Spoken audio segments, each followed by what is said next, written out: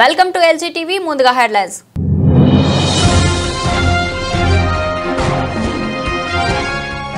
మల్కాజిగిరి జిల్లా ప్రభుత్వ ఆసుపత్రిలో కలెక్టర్ ఆకస్మిక తనిఖీ.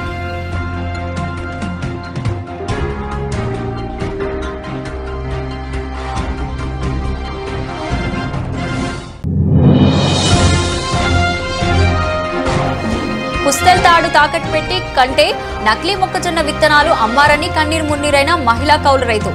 కౌలుకు వ్యవసాయం చేస్తే చివరికి సత్య పరిస్థితి వచ్చిందని కంట తడి పెట్టిన రైతు.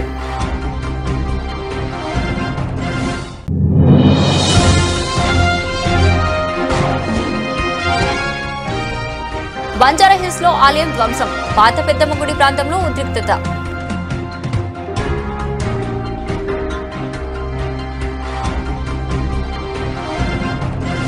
మేడ్చల్ మల్కాజిగిరి జిల్లా కలెక్టర్ మనోజ్ చౌదరి మల్కాజిగిరి ప్రభుత్వ ఆసుపత్రిని ఈ రోజు ఆకస్మికంగా సందర్శించారు. ఆయనతో పాటు additional collector Radhika Gupta, RDO Shyam, జిల్లా వైద్యాధికారులు, ఆసుపత్రి సూపరింటెండెంట్ తదితరులు ఉన్నారు. ఆసుపత్రిలో రోగులకు అందుతున్న వసతులు, సదుపాయాలు, ఇంకా ఏర్పడాల్సిన లోటుపాట్ల గురించి అధికారులు, డాక్టర్లతో కలెక్టర్ సమీక్ష నిర్వహించారు. రోగులకు మెరుగైన వైద్యం అందించేందుకు అవసరమైన అంశాలపై వివరంగా చర్చించారు. ఈ సందర్భంగా బ్లడ్ బ్యాంక్, అత్యాధునిక ఐసీయూ, లిఫ్ట్ సదుపాయం వంటి అవసరాలను పరిశీలించిన కలెక్టర్ వీటిని తక్షణమే ఏర్పాటు చేయడానికి అవసరమైన చర్యలు తీసుకుంటామని మీడియాకు వెల్లడించారు.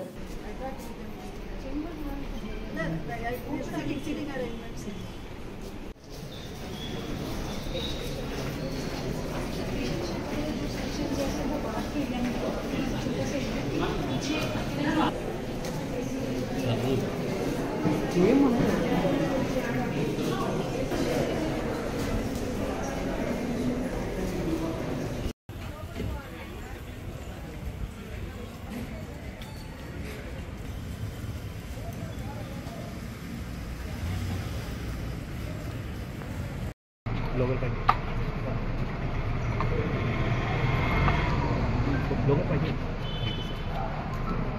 Okay.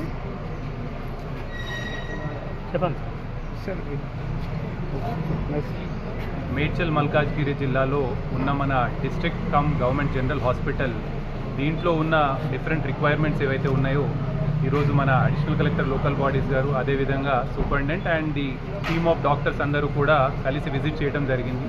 దీంట్లో మనకి ప్రధానంగా చూసినట్లయితే ఐసీయూ కావచ్చు, ఆపరేషన్ థియేటర్ కావచ్చు, బ్లడ్ బ్యాంక్ కావచ్చు, ఇతరత్ర రిక్వైర్మెంట్స్ అనేవి వారు ఆల్రెడీ స్పష్టంగా చెప్పున్నారు. దానికి సంబంధించి ప్రజలకు ఎక్కడా కూడా పేషెంట్స్కి ఇబ్బంది కాకుండా వారి ఆరోగ్యరీత్యా ఇక్కడికి ఏదైనా సమస్యతో వచ్చినప్పుడు కంప్లీట్గా క్వాలిటీ హెల్త్ కేర్ అనేది మనం ప్రొవైడ్ చేయడానికి ఈ అవసరాలన్నీ కూడా కేటర్ చేస్తే బాగుంటుంది అనేది వారు చెప్పున్నారు. దీంట్లో భాగంగానే మనం ఆల్రెడీ ఎస్టిమేట్స్ అనేవి కన్సర్న్డ్ టీజీఎంఎస్ఐడిసి వాళ్ళ దగ్గర నుంచి తీసుకొని రిక్వైర్మెంట్స్ అన్నీ కూడా తప్పకుండా డిస్ట్రిక్ట్ లెవెల్లో మనం అప్రూవల్ ఇచ్చి త్వరలోనే ఈ పనులన్నీ కూడా స్టార్ట్ అయ్యే విధంగా చూసుకుంటాం. అదేవిధంగా మనకి కోవిడ్లో ఎస్టాబ్లిష్ చేసిన టాప్ ఫ్లోర్ కావచ్చు, దాన్ని కూడా ఫంక్షనల్ ఏ విధంగా చేయొచ్చు, దానికి కూడా పేషెంట్స్ని అక్కడి వరకు తీసుకెళ్ళడానికి కావాల్సిన లిఫ్ట్ కావచ్చు, ఇతరత్ర ఫెసిలిటీస్ అన్నీ కూడా ప్రొవైడ్ చేసే విధంగా దాని మీద యాక్షన్ ప్లాన్ కూడా రెడీ చేయమని ఆల్రెడీ సూపరింటెండెంట్ గారికి చెప్పుకున్నాము. అల్టిమేట్గా మనకి గవర్నమెంట్ సైడ్ నుంచి క్లియర్ ఇన్స్ట్రక్షన్స్ ఉన్నాయి. పేషెంట్స్ మనకి గవర్నమెంట్ హాస్పిటల్స్కి వచ్చినప్పుడు వాళ్ళకి affordable and quality health care అనేది మనం ప్రొవైడ్ చేయాలి. ఎక్కడా కూడా సదుపాయాల్లో ఎటువంటి కాంప్రమైజ్ లేకుండా మంచిగా వాళ్ళందరూ వచ్చినప్పుడు ఓవరాల్గా వాళ్ళని హెల్తీగా ట్రీట్ చేసి పంపించే విధంగా చూసుకోవాలన్న ఉద్దేశంతో ఈరోజు మనం ఈ జనరల్ హాస్పిటల్ కూడా విజిట్ చేసి రిక్వైర్మెంట్స్ అన్నీ మీట్ అయ్యే విధంగా టేకప్ చేస్తాం. పుస్తెల్ తాడు తాకట్టు పెట్టి కొంటే నకిలీ మొక్కజొన్న విత్తనాలు అమ్మారని కన్నీరు మురినైన మహిళా రైతు. కౌలుకు వ్యవసాయం చేస్తే చివరికి సచ్చే పరిస్థితి వచ్చిందంటూ కంటతడి పెట్టిన రైతు. మహబూబాద్ జిల్లా బయ్యారం మండలం కందంపల్లి గ్రామానికి చెందిన నాయని వెంకన్న సంతులాల్ పోడు దగ్గర 7 ఎకరాల చేను కౌలుకు తీసుకొని వ్యవసాయం చేస్తున్న రైతుకి నకిలీ మొక్కజొన్న విత్తనాలు షాపు యజమాని విత్తనాలు నాటి 45 రోజులు అవుతున్నా ఏపుగా పెరగాల్సిన సమయంలో ఒక్కొక్కటిగా చనిపోతున్నాయని రైతు దంపతులు ఆవేదన వ్యక్తం చేశారు.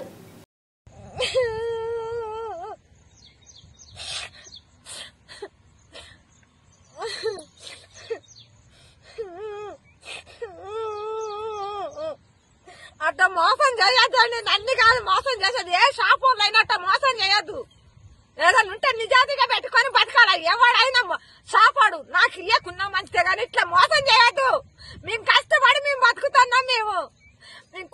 అయిపోలేకనే ఉన్నవారు రైతు వారీగా బతకాలని బతుకుతున్నాం మేము. ఇప్పుడు కాదు, నేను 20-30 ఏళ్ల కాంతి మేము వ్యవసాయం చేసుకునే బతుకుతున్నాం. ఏ షాపులతోనైనా మేము గొడవ పెట్టుకోవాలి. ఎన్ని మందులు చేస్తారో వాళ్ళు పోయి. అసలు ఇట్ట మోసం ఎందుకు చేసిండు? అసలు బావ కొడుకు ఇట్నే లాస్ వస్తేనే మందు తాగాడు చచ్చిపోయిండు. అసలే హార్ట్ అటాక్ వచ్చి చచ్చిపోయిండు మా బావ కొడుకు. ఇట్నే వ్యవసాయాల లాస్ వస్తే మా వెంకట్రావు అంతా ఉన్నోడే చచ్చిపోయిండు. అది ఇది ఈ రకంగా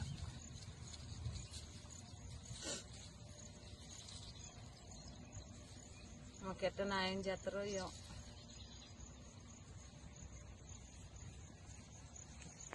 ఇటు నేను చేసేది చెప్పు మరే. నేను అసలు చేపు పోయినా నా పిల్లగాడు పోతాను చదువుకున్నాడు అనుకోసం. ఇప్పుడు 6-7 ఎకరాలు వేసినాం, 14 ప్యాకెట్లు వేసినాం.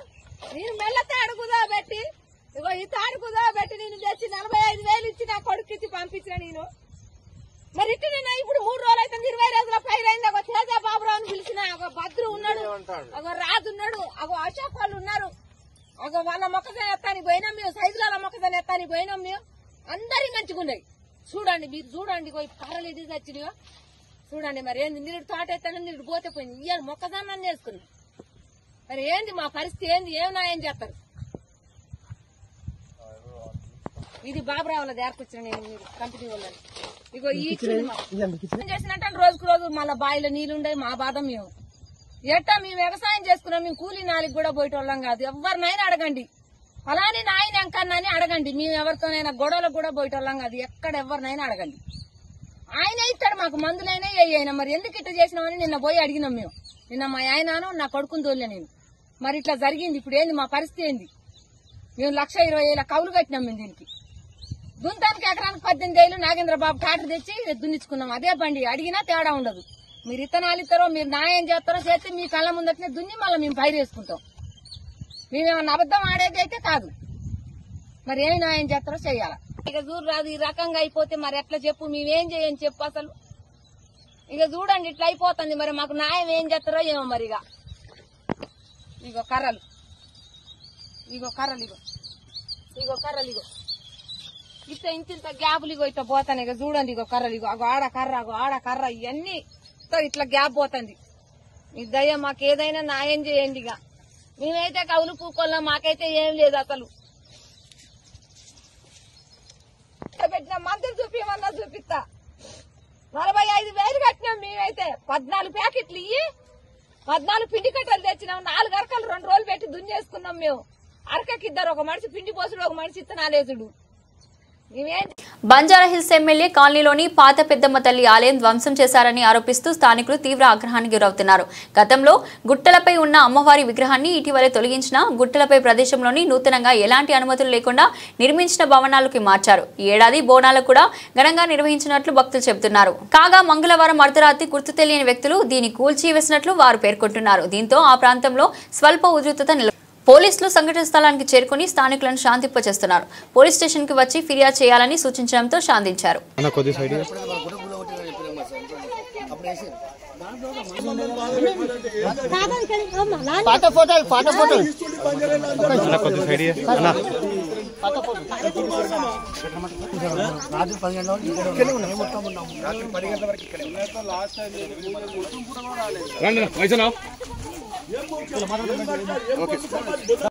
ఇక్కడ ఒక బిల్డింగ్ రాకముందు నుంచి, ఎమ్మెల్యే కాలనీ రాకముందు నుంచి ఇలాగా ఈ అమ్మవారిని నిలిపోయాను. వేప చెట్టుకు ఉండే గుట్ట మీద. తర్వాత మా పెద్దలకు దీన్ని ఆక్రమించుకుందామనే ఆలోచన లేదు. కాకపోతే మేము ఏడాదికి ఒకసారి పూజ చేస్తుంటే దాన్ని ముస్లిం ఆయన కూడా గులగొట్టిన తర్వాత మళ్ళా అందరం కలిసి, మేము యాదవరం అందరం కలిసి మేము ఇది నిర్మించుకున్నాం. కంప్లీట్ కూడా ఏం జరిగింది రాత్రి 10 గంటల దాకా మేము ఇక్కడనే ఉన్నాం. మళ్ళీ మేము తెల్లారే వరకు ఏ క్షణంలో వచ్చిరో ఎప్పుడు కూడా కొట్టిరో మాకు తెలియదు. నిన్న బోనాలు రాత్రి 10 గంటల దాకా ఉన్నాం స్వామి. ఈయనే ఉన్నాం, భోజనాలు గీనాలు చేసుకుంటాం. ఇది బంజారాస్ లోపల పెద్దమాత టెంపుల్. ఇది 40-50 సంవత్సరాల నుంచి ఉన్నదని చెప్పేసి ఈ లోకల్ వాళ్ళు చెప్తారు. ఇది గుట్టల పైన, కొండ పైన ఉండేది. ఇక్కడ సంబంధించిన ఒక వ్యక్తి ఏమంటే ఆయన కుండలను తుల్చేసి ఈ ల్యాండ్ కబ్జేయాలనుకున్నప్పుడు ఇక్కడ ఉన్న ఏసీపీ గారు కావచ్చు ఆ ఎంఆర్ గారు వచ్చేసామంటే మళ్ళీ ఇక్కడ చూపించడం జరిగింది. ఇక్కడ కొన్ని సంవత్సరం నుంచి ఏమంటే బోనాలు తీస్తుంటారు. ఇది ఆషాఢ మాసం, అమ్మకు సంబంధించిన మాసం, ఎంతో పవిత్రంగా జరుపుకునే ఈ మాసం లోపల కావాలని దొంగలు లాగోలే అధికారులనే కానీ ఇక్కడ ఉన్న వాళ్ళు టెంపుల్ ఎవరు నిర్వహిస్తారు, వీళ్ళు ఎన్ని పరిస్థితులు చెప్పి ఒక నోటీస్ ఇవ్వాలి, ఒక విషయం మాట్లాడాలి. కానీ దొంగలాగా వచ్చేసి జేసీ పెట్టి కూలగొట్టడం అంటే ఎంత దురదృష్టకరం అంటే అసలు వీళ్ళు ఎవరి గురించి పనిచేస్తారో అర్థం కాదు. అర్ధరాత్రి వచ్చి కూలగొట్టడం వీళ్ళు ఎవరి గురించి పనిచేస్తారో అర్థం కాదు. ఇక్కడ చూడండి అన్ని కబ్జాలు అయిపోయినా మరి వాళ్ళని ఏం పడగొడుతున్నారు మరి వాళ్ళకు అక్కడ వాళ్ళకి శాత కాదు. ఒక గుడి పవిత్రమైన మాసం లోపల ఇందులో మనోభావాలు సంబంధించింది ఎట్లా కూలుస్తారు, ఏ ఆలోచన కూలుస్తారు? అవసరం అంటే కమిటీ వాళ్ళతో మాట్లాడాలి. ఇప్పుడు తెలంగాణ లోపల కాదు హైదరాబాద్ అనేక మందిరాలు ఉన్నాయి, అనేక మసీదులు చర్చిలు ఉన్నాయి, కొత్త కడుతున్నారు. అడుగు తీస్తున్నారా? యాదాద్రి భువనగిరి జిల్లా వలిగొండ మండల పరిధిలోని ఆరూరు గ్రామంలో ఇటీవల అనారోగ్యంతో మృతి చెందిన నల్ల సాయిలు మరణించారు. వారి కుటుంబానికి ప్రగాఢ సానుభూతి వ్యక్తం చేస్తూ 5,000 రూపాయల ఆర్థిక సహాయాన్ని డీసీసీ ఉపాధ్యక్షులు వాకిటి అనంతరెడ్డి అందజేశారు. ఈ కార్యక్రమంలో కాంగ్రెస్ పార్టీ గ్రామ శాఖ అధ్యక్షులు బుర్ర నరసింహ, మాజీ ఉప సర్పంచ్ సుక్క ముత్యాలు, మచ్చగిరి గుట్టు డైరెక్టర్ కొడితెల కర్ణాకర్, కాంగ్రెస్ పార్టీ ఉపాధ్యక్షులు మహిపాల్ రెడ్డి, పోలపాక నరసింహ, సేవాదళ ఉపాధ్యక్షుడు కోపుల బలరాజు, పాల సంఘం డైరెక్టర్లు రేబ సత్తయ్య, దామెర అంజయ్య, చినకల మల్లేష్, మర్రి ముత్యాలు, చిలకమర్రి శ్రీనివాస్ చారి, సత్తిరెడ్డి, చినకల బాలాజు, జినకాల బాలరాజు, బాల నరసింహ, బాతిని వెంకట్, ఆకుల మచ్చగిరి మరియు కాంగ్రెస్ పార్టీ కార్యకర్తలు పాల్గొన్నారు.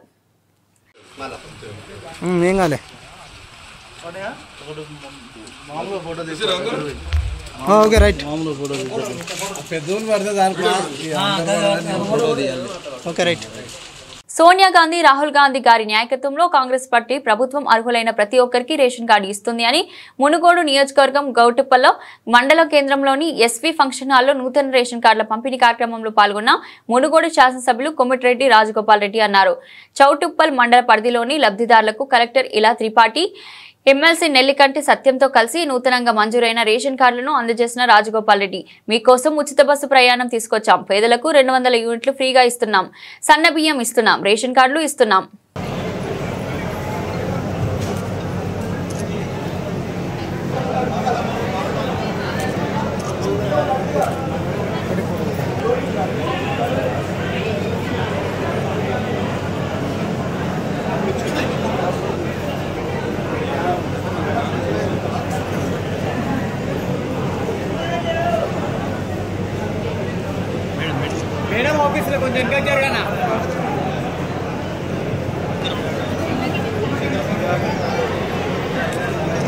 अरे आप फोटो पंपिना ओके सर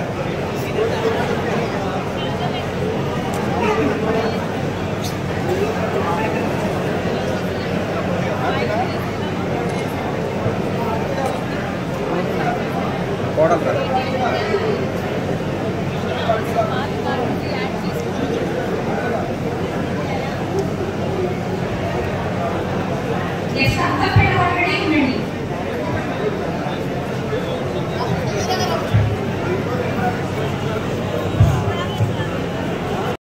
ఇక్కడికి విచ్చేసినటువంటి ముఖ్య అతిథి మునుగోడు అభివృద్ధి ప్రదాత శ్రీ కోమటిరెడ్డి రాజగోపాల్ రెడ్డి గారికి మరియు మన జిల్లా కలెక్టర్ మేడం ఇలా త్రిపాఠి గారికి మరియు అడిషనల్ కలెక్టర్ శ్రీనివాస్ గారికి మరియు అధికారులందరికీ మరియు పత్రికా మిత్రులకు గట్టుపల్ల మండలంలో మీకు తెలిసిన విషయమే గత 10 సంవత్సరాలుగా కళ్ళలో ఒత్తులు వేసుకొని ఒక్కరోజైనా ఒక రేషన్ కార్డు వస్తుందా, ఒక ఇందిరమ్మ ఇల్లు వస్తుందా, లేకపోతే నా సమస్యను పరిష్కరించే వాళ్ళు మీ దగ్గరకు వచ్చి మీ గ్రామానికి వచ్చి రేషన్ కార్డులు ఇస్తూ ఇప్పుడు ఆర్డీఓ గారు చెప్పినట్టు ఈ యొక్క రేషన్ కార్డుల ప్రక్రియ నిరంతరం మీకు రేషన్ కార్డు రాకపోయినా ఎవరి పేరు రాకపోతే అధికారుల దృష్టికి తీసుకుని 750 మంది రేషన్ కార్డు వస్తే గట్టుపల్లి టౌన్ లోనే 170 మందికి వచ్చినాయి. కానీ సోదరులు చాలా తక్కువ మంది వచ్చినారు.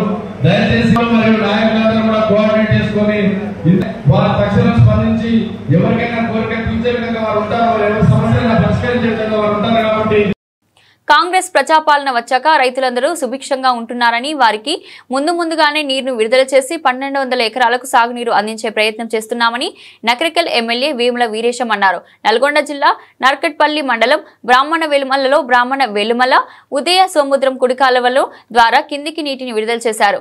నకరికల్ ఎమ్మెల్యే వేముల వీరేశం ఈ సందర్భంగా ఆయన మాట్లాడుతూ ఈ కాలువ ద్వారా మండలంలోని గోపాలపల్లి, నర్కట్పల్లి, ఏపీ, లింగోటం, ఎడవెల్లి చెరువులను నింపి వాటి కింద సాగు చేసే పొలాలకు నీరు అందించి రైతులను ఆదుకుంటామని ఈ మా కాంగ్రెస్ ప్రభుత్వం రైతు ప్రభుత్వం అని ఆయన అన్నారు. ఇరిగేషన్ శాఖ మంత్రి ఉత్తమ్ కుమార్ రెడ్డి గారు పదవి బాధ్యతలు చేపట్టిన తర్వాత శరవేగంగా ఈ ప్రాజెక్టు పనులు పూర్తి చేసి ఎండాకాలం సీజన్లోనే లెఫ్ట్ మెయిన్ కెనాల్ ద్వారా రైతాంగానికి చెరువులు, కుంటలు నింపి రైతులను ఆదుకునేటువంటి ఒక గొప్ప ప్రయత్నాన్ని చేసి ఆ ఎండాకాలము సీజన్లో రైతుల్ని గట్టెక్కించగలిగి ఇప్పుడు ఈ సీజన్లో ఇంకొక 4-5 రోజుల తర్వాత నీళ్లు వదలాలనే నియమాలు ఉన్నప్పటికీ మేము ఈ జిల్లా మంత్రివర్యులు వెంకరెడ్డి గారిని, అట్లాగే ఉత్తమ్ కుమార్ రెడ్డి గారిని, ముఖ్యమంత్రి గారిని రిక్వెస్ట్ చేసి, ఇరిగేషన్ డిపార్ట్మెంట్ని రిక్వెస్ట్ చేసి ఈరోజు మేము ఒక 5 రోజుల ముందే నీళ్లు వదులుకుంటున్నాం. ఎందుకంటే నార్లు పోసిర్రు, వర్షాలు లేవు, పంటలన్నీ ఇబ్బంది అయ్యేటువంటి పరిస్థితి ఉన్నది. కాబట్టి ఈ నీళ్లు వదలడం ద్వారా గోపులాపల్లి చెరువు నుంచి నార్కెట్పల్లి చెరువు, అట్లాగే ఎడవెల్లి చెరువు, ఏపీ లింగోటం చెరువు, గచ్చుగూరు చెరువు, అట్లాగే పామనగుండకు సంబంధించినటువంటి వరకు నీళ్లు చెరువులు నింపడం ద్వారా గ్రౌండ్ వాటర్ ఇంక్రీజ్ అయ్యి తూముల ద్వారా దాదాపు 1200 ఎకరాలకు సాగునీళ్ళు ఇచ్చుకునేటువంటి ఒక అవకాశం ఉంది. కాబట్టి ఇంత గొప్ప అవకాశాన్ని, ఇంత మంచి అవకాశాన్ని ఈరోజు ఒక పండగలాగా రైతులు ఈ కాలువ కోసము ఎదురు చూస్తున్నటువంటి ఒక పరిస్థితుల్లో ఇంత గొప్ప అవకాశాన్ని ఇచ్చినటువంటి ముఖ్యమంత్రి నల్గొండ జిల్లా నర్కట్పల్లి మండల కేంద్రంలోని ఆర్టీసీ బస్ డిపోను పునరుద్ధరించే కార్యక్రమంలో భాగంగా ఈ రోజు 3 కొత్త బస్సులను ప్రారంభించిన నకరికల్ ఎమ్మెల్యే వేముల వీరేశం. ఈ సందర్భంగా ఆయన మీడియాతో మాట్లాడుతూ నిజాం కాలంలో మొట్టమొదటిగా ఏర్పడిన డిపో ఈ డిపో అని కొన్ని అనివార్య కారణాలతో ఇది దినదినం ఆదాయం తగ్గిపోయి లాస్ లో ఉందన్న కారణం చేత మూసివేసే ప్రయత్నం చేస్తుండటంతో స్థానిక ఎమ్మెల్యేగా నేను జిల్లా మంత్రి కొమ్మిటిరెడ్డి వెంకటరెడ్డి గారి సహకారంతో రవాణా శాఖ మంత్రి పొన్నం ప్రభాకర్ గారిని కలిసి ఈ డిపో పునరుద్ధరించాలని కోరడంతో మంత్రి పొన్నం ప్రభాకర్ నల్గొండ జిల్లాలో జరిగిన సమీక్ష సమావేశంలో నార్కట్పల్లి ఆర్టీసీ డిపోను పునరుద్ధరించి పూర్వ వైభవం చేస్తానని హామీ ఇచ్చాడు. ఆ హామీలో భాగంగానే ఈరోజు 3 కొత్త బస్సులను డిపో నుండి ప్రారంభించుకోవడం జరిగిందని, విడుదల వారీగా దీన్ని అభివృద్ధి చేస్తూ పూర్వ వైభవం తేవడానికి కృషి చేస్తామన్నారు. ఈ డిపోలో బస్సుల సంఖ్య 18కి పెరగటం జరిగింది. ఈ సందర్భంగా ఆర్ఎం గారికి, డిఎం గారికి, వీరి ద్వారా రాష్ట్ర మంత్రివర్యులైనటువంటి పొన్నం ప్రభాకర్ గారికి, మా జిల్లా మంత్రివర్యులు కోమటిరెడ్డి వెంకరెడ్డి అన్న గారికి, ఎంపీ గారు చామల కిరణ్ కుమార్ రెడ్డి గారికి ఈ డిపోను పునరుద్ధరించేటువంటి ప్రక్రియను వేగంగా చేయిస్తున్నటువంటి రాష్ట్ర ముఖ్యమంత్రి గారికి మనస్ఫూర్తి మండల ప్రజల తరపున, నియోజకవర్గ ప్రజల తరపున శుభాకాంక్షలు తెలియజేస్తూ ఇలా 3 బస్సులు ఓపెన్ చేసుకోవడంతో పాటు ఆర్టీసీలో ఇప్పటి వరకు మహిళలకు ఉచిత బస్సు ప్రయాణం, ప్రభుత్వం ఫ్రీ బస్సు ప్రయాణాన్ని కల్పించిన తర్వాత ఈ రోజుకి 200 కోట్ల మంది ప్రయాణాలు చేసిండ్రు, 200 కోట్ల మంది ఉచితంగా ప్రయాణం చేసిండ్రు. ఆ శుభ సందర్భంగా కూడా మహిళా సోదరుమణులందరికీ, ప్రభుత్వానికి శుభాకాంక్షలు తెలియజేస్తూ ఈ 200 కోట్ల ప్రయాణాల ద్వారా 6,000 కోట్ల పైచిలకు ప్రజలకు ఆదా అయింది. ఉమ్మడి నల్గొండ జిల్లాలో 10,31,00,000 ప్రయాణాలు అయినాయి. దీని మూలంగా 500 కోట్ల పైచిలకు ఉమ్మడి నల్గొండ జిల్లా ప్రజలకు డబ్బులు ఆదా కావడం జరిగింది. ఇవన్నీ కూడా ప్రజాపాలన, ఇందిరమ్మ రాజ్యం వచ్చిన తర్వాత జరిగినటువంటి ఒక శుభ పరిణామం అని చెప్పేసి సందర్భంగా తెలియజేస్తూ నార్కెట్పల్లి ప్రాంత ప్రజలందరూ కూడా మేము విజ్ఞప్తి చేస్తున్నాం. ఇచ్చిన మాట నిలబెట్టుకోవడానికి కాంగ్రెస్ ప్రభుత్వం, గౌరవనీయులు ముఖ్యమంత్రి రేవంత్ రెడ్డి గారు, ఆర్టీసీ మంత్రి పొన్నం ప్రభాకర్ గారు, మేమందరం కలిసి ఆర్నిశలు కృషి చేస్తాం. మొదట ఈ డిపో స్టార్ట్ అయినప్పుడు 45 బస్సులు, ఈ డిపో పూర్వ వైభవం నడిచినప్పుడు 45 బస్సులు ఉండేది. ఇది రద్దయ్యే నాటికి 25 బస్సులు మాత్రమే ఉన్నాయి. ఇప్పటికి మేము పునరుద్ధరణ కార్యక్రమం చేపట్టిన తర్వాత ఈ రోజుకి 18 బస్సుల వరకు సంఖ్య పెంచడం జరిగింది. 15 బస్సులతో నడిచినప్పుడు కూడా 40 లక్షల ఆదాయము ఈ డిపో చూపించడం జరిగింది. మేము ఈ ప్రాంత ప్రజలందరం కూడా ఆర్ఎం గారికి, డిఎం గారికి మేము చేసేటువంటి విన్నపం ఏంటంటే 100% ఈ డిపో సస్టైన్ అవుతూ పూర్వ వైభవం రావడానికి మేము అన్ని విధాలుగా సహకరిస్తాం. మీకు మా ప్రజలు కానీ, మా కాంగ్రెస్ పార్టీ కార్యకర్తలు కానీ, ప్రజాప్రతినిధులు కానీ, రాజకీయాలకు అతీతంగా అందరినీ కూడా ఈ డిపో అభివృద్ధి కోసం సహకరించడానికి మేము 100% ప్రయత్నం చేస్తాం. ఆ ముందు షాపింగ్ కాంప్లెక్స్ ఒకటి, ఆ మూలకు కానీ ఇటు చివరికి కానీ ఒక పెట్రోల్ బంక్ కూడా మీరు ఏర్పాటు చేపిస్తే తప్పకుండా ఈ డిపోకు మంచి ఆదాయం వస్తుంది. ఆ ఆదాయ వనరుల్ని పెంచడానికి మీరు ఏ ప్లానింగ్ తీసుకొచ్చినా ఆ ప్లానింగ్ తీసుకొని వెళ్ళి ప్రభుత్వం వైపు నుంచి నిధులు తెప్పించే బాధ్యత నాది అని హామీ ఇస్తూ ఈ కార్యక్రమాన్ని ఎంతో గొప్పగా ఏర్పాటు చేసినటువంటి ఆర్ఎం గారికి, డిఎం గారికి, ఈ డిపో స్టాఫ్ అందరికీ పేరు పేరున నమస్కారాలు, శుభాకాంక్షలు తెలియజేస్తాం. పురాతన ఆర్టీసీ డిపో గత ప్రభుత్వంలో ఈ డిపోను రద్దు చేయబడినటువంటి పరిస్థితి. ఎన్నికల ముందు ఈ జిల్లా మంత్రివర్యులు కోమటిరెడ్డి వెంకరెడ్డి అన్న, అట్లాగే ముఖ్యమంత్రి గారు రేవంత్ రెడ్డి అన్న గారు ఎన్నికల సందర్భంలో తెలంగాణలో ఇందిరమ్మ రాజ్యం వచ్చి ప్రజాపాలన ఏర్పడ్డ తర్వాత నార్కట్పల్లి డిపోను పునరుద్ధరిస్తాం, పూర్వ వైభవం చేస్తామని చెప్పేసి హామీ ఇవ్వటం జరిగింది. దాంట్లో భాగంగానే ఈ డిపోను దశల వారీగా పునరుద్ధరించే కార్యక్రమాన్ని రవాణా శాఖ మంత్రులు పొన్నం ప్రభాకర్ అన్న గారు ఇప్పుడు చాలా స్పష్టంగా చెప్పింది. ఈ డిపో మొట్టమొదటి డిపో, పూర్వకాలం నుంచి ఉన్నటువంటి డిపో. దీని ఇక్కడ ఉండేటువంటి ల్యాండు, ఇక్కడ ఉండేటువంటి భౌగోళిక పరిస్థితిని పూర్తిగా స్టడీ చేసి ఒక ఇంజనీరింగ్ ప్లాన్ తీసుకొని అంచెలంచెలుగా దీన్ని పూర్వ వైభవం తీసుకొస్తామని చెప్పేసి చెప్పడం జరిగింది.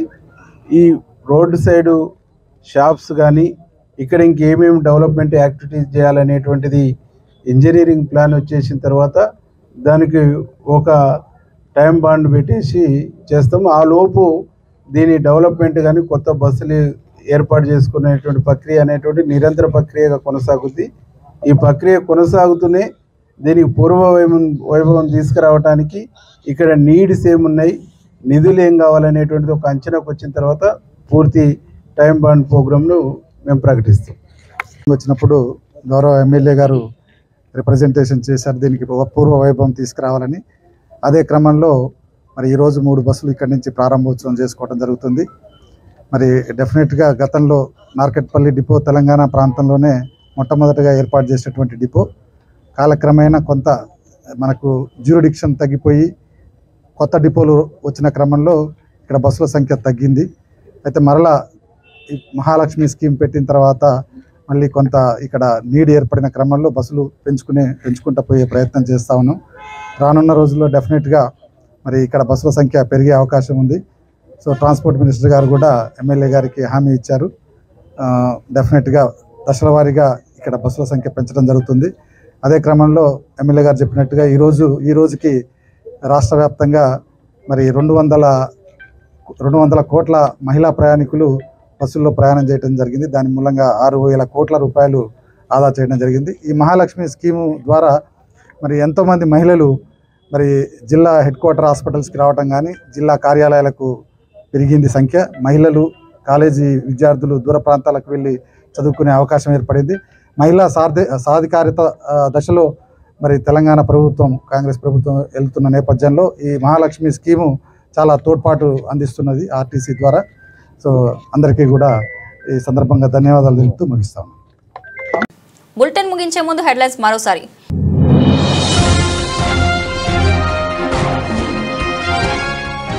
మల్కాజిగిరి జిల్లా ప్రభుత్వ ఆసుపత్రిలో కలెక్టర్ ఆకస్మిక తనిఖీ.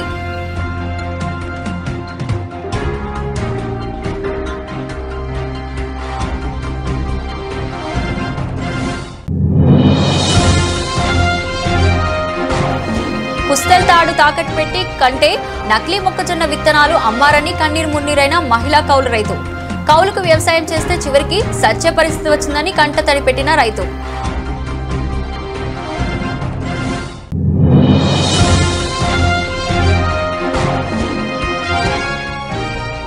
బంజారాహిల్స్ లో ఆలయం ధ్వంసం, పాత పెద్దమ్మ గుడి ప్రాంతంలో ఉద్రిక్తత.